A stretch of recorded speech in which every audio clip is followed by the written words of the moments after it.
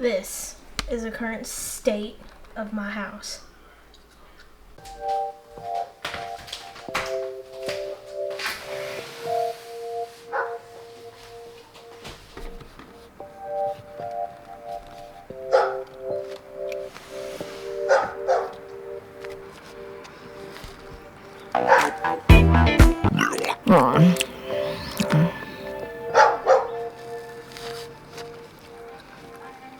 I wish I wasn't kidding when I say I didn't have much of a childhood. Trust me, it was good at the time, for a lot of the time. I wish I wasn't kidding when I say I was homeschooled and the only place I ever really visited was church, the grocery store, but was never really around kids.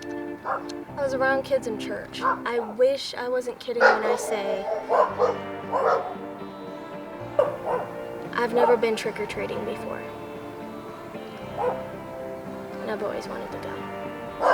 Now I'm 23 and I can't ever experience it.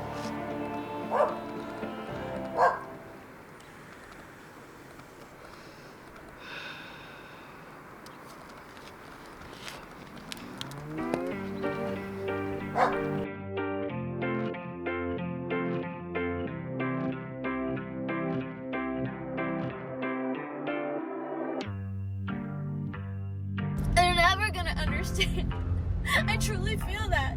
Like, even when I move out and I grow up and I get married, they're never gonna understand because they're so hard-headed. I can't believe I just see this in a video. I don't want my dad walking me down the aisle at my wedding. I don't want him physically touching me. That's not good.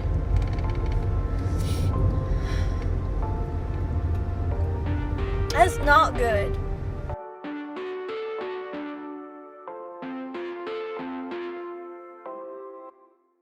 Don't let things... None of this makes sense.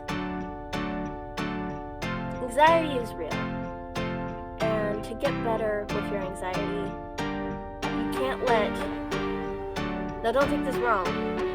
Irrational thoughts get out of hand.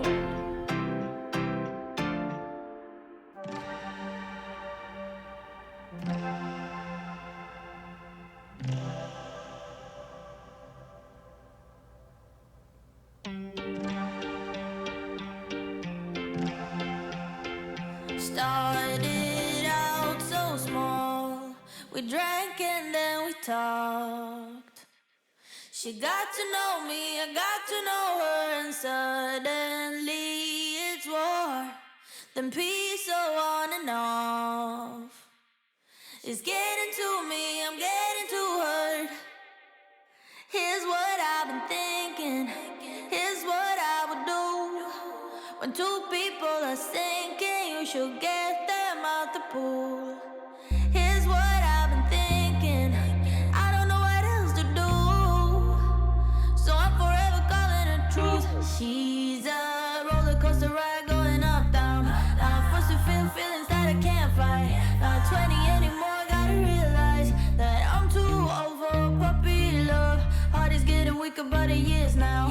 Can't take it anymore, need a time out. Not 20 anymore, gotta realize that I'm too old for puppy love.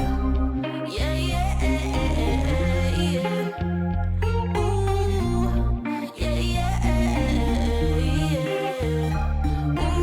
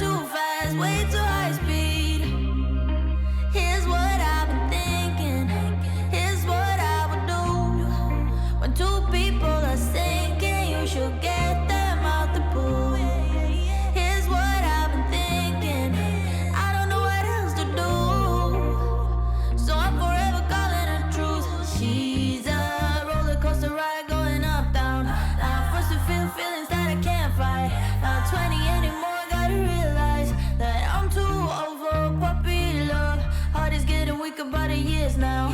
Can't take it anymore, need a timeout. Not 20 anymore, gotta realize that I'm too old for puppy love. Yeah, yeah, yeah. Ooh, yeah, yeah, yeah. Ooh, yeah, yeah, yeah. Ooh, yeah, yeah. She's a roller coaster ride going up, down. I'm forced to feel feelings that I can't fight. Not 20 anymore, gotta realize that I'm too old for puppy love. Heart is getting weaker by the years now. Can't take it anymore, need a timeout. Not 20 anymore, gotta realize that I'm too old for puppy love. Hi, this is me. I'm actually editing the video that you're watching right now. I would say the lowest moments of these couple of years that I was going through, detaching from everything my whole life, just being on survival mode most of the time. Waking up, getting high, getting drunk, going to sleep every day for weeks. And then another really dark time was, it was before the video you just saw of me shaking from getting so drunk the day before. I had drank so much. I was watching YouTube and I was just drinking. I was planning on getting blackout drunk. And it got to a point that I got so wobbly, I couldn't go to the bathroom 5 feet away from me. And I peed in an old cereal bowl in the room and nearly killed myself.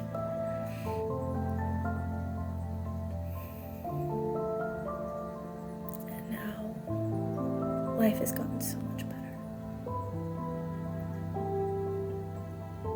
Be careful and be easy on yourself. It does get better.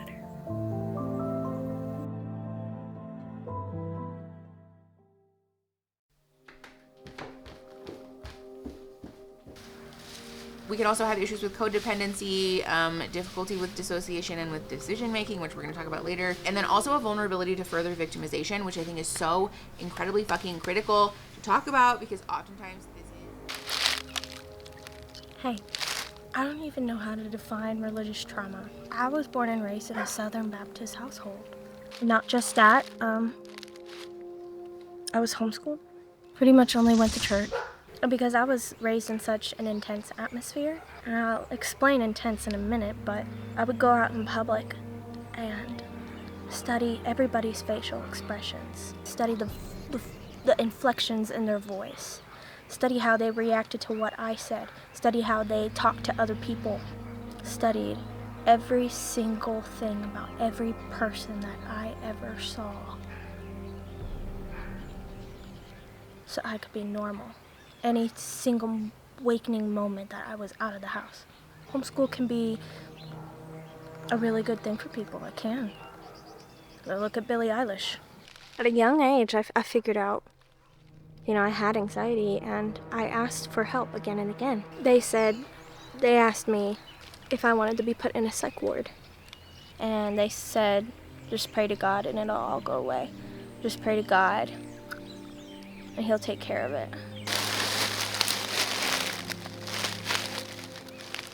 The weirdest part about it all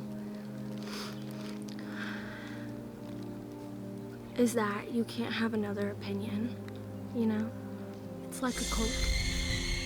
I'm not saying every religious organization is like a cult, but the one that I was in was a lot like a cult. I realized then that what being around the religious environment did to me, because there's so, my trauma with it is so deep. Obviously it's not everyone's experience, but my experience is that, the environment itself just helped, contributed to me feeling completely unworthy of anything because it's all conditional worthiness. It's, you know, Earned. And that's not, I know that that's not the actual context of the religion, but it's taken out of proportion, you know, by how, I guess, generational trauma, whatever it is. And anytime I was in those environments, I just needed something. Like I needed it anyway, but I needed more and more. I don't know why this is so hard to describe. I've been able to describe it perfectly to anybody else. It's like, okay, when you get out of it, when you get out of that cultish mindset, that Southern Baptist family that you had, when you get into the world and who you want to be, everything, so you grew up learning that the sky was green, right? That's all you knew, the sky was green, everybody knew that, everybody preached it, everybody said that the sky was green. And then you start living, then you start finding out who you are. And you learn that the sky is actually blue.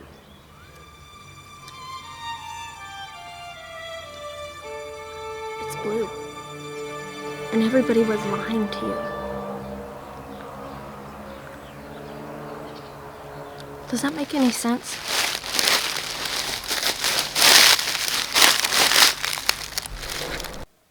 Psychologically, I pushed myself down on who I needed to be and who I was becoming as a young woman.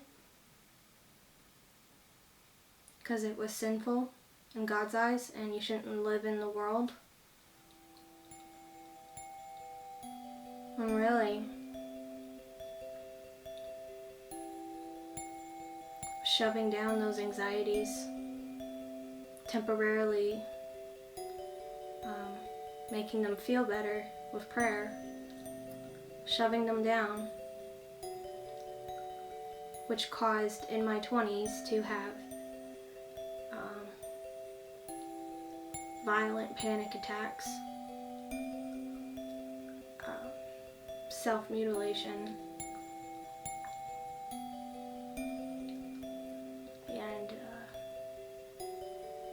problems with alcohol and weed.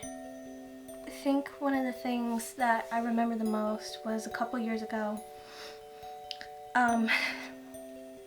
My boyfriend, who I'm still dating today,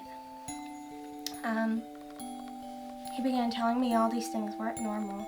And I knew they weren't normal. Like, I knew they were very restrictive and everything, but I didn't know how not normal my situation was. One night,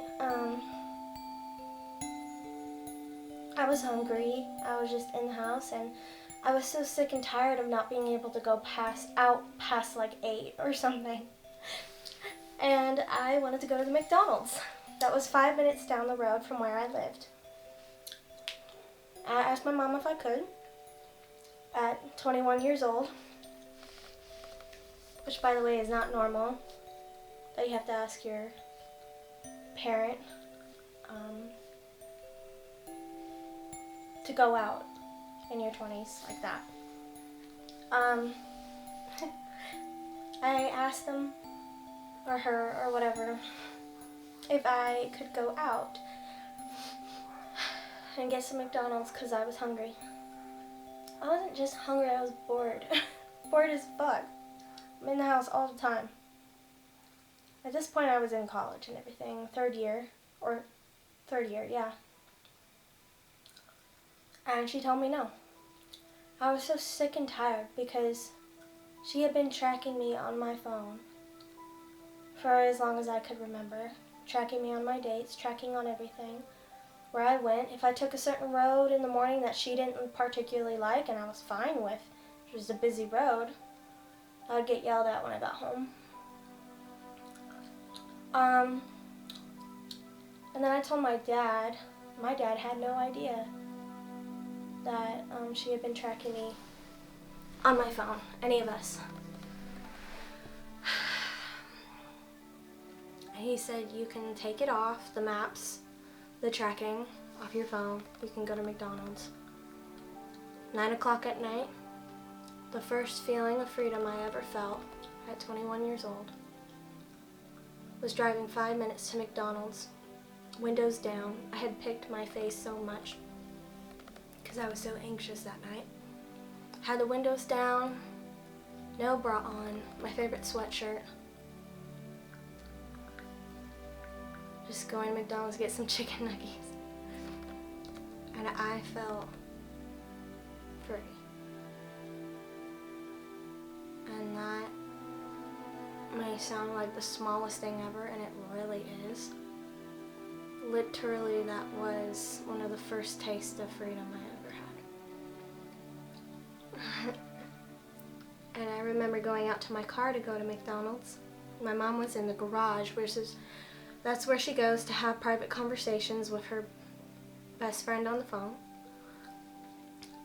And she was just getting out of her car, talking to her friend on the phone. I caught her, and she was sobbing because she had lost. She was sobbing because I wasn't doing as I was told.